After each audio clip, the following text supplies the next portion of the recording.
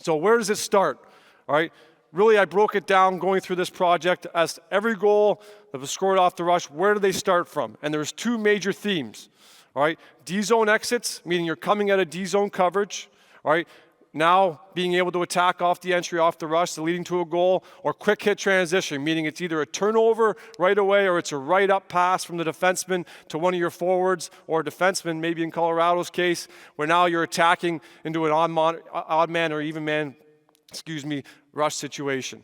All right, and these two categories accounted for 68% of the goals scored off the rush. So again, very high.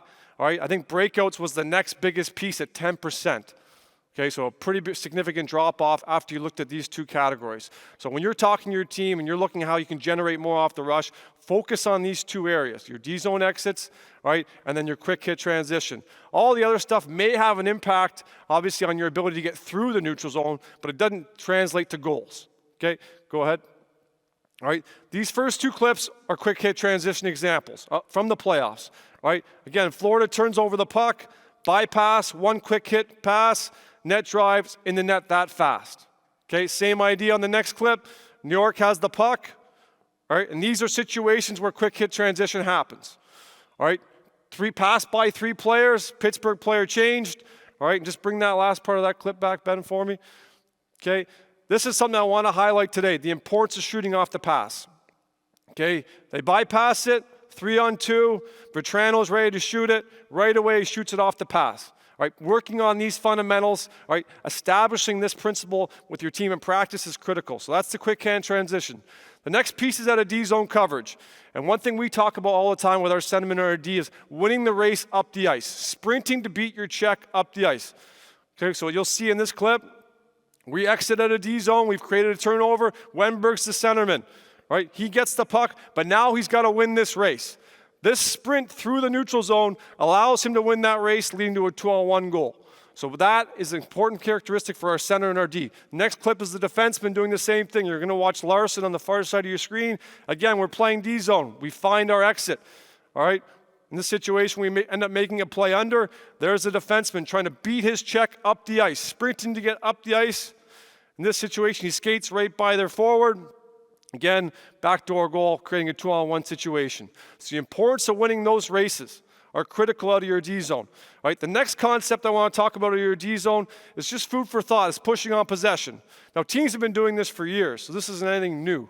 Okay? But it's a mindset for me as a hockey team, for your hockey team, whether you would like to have this mindset or not. So here we're playing defense. The puck, we are able to create a turnover here shortly. Again, our wingers sprint out. We're in good defensive position. You'll see here 91 strong for us. As soon as we think we're going to get that possession, we're gone. Right? Worst case scenario, we're pulling out the defenders to create space to make plays underneath. Right? Now we'll be able to create a breakaway opportunity.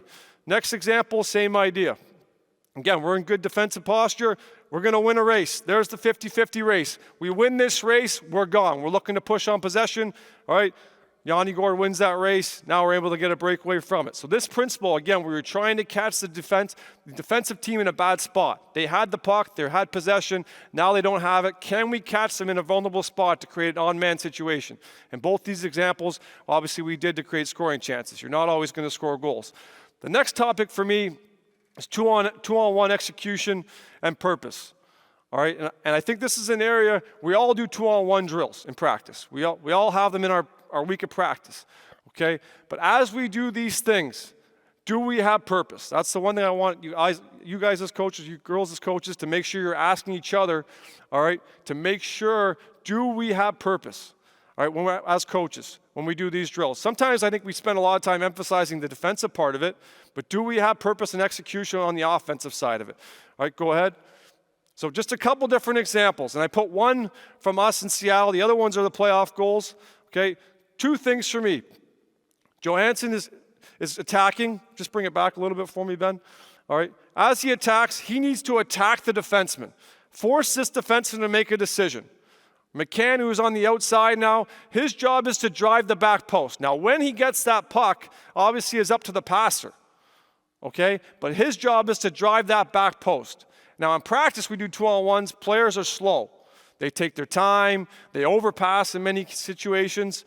All right, so in practice, that's where it starts. So for us here in this situation, McCann drives the back post. Now Vancouver's D slides, so he ends up passing behind the D. That's one example. Passing behind the D, obviously an empty net goal.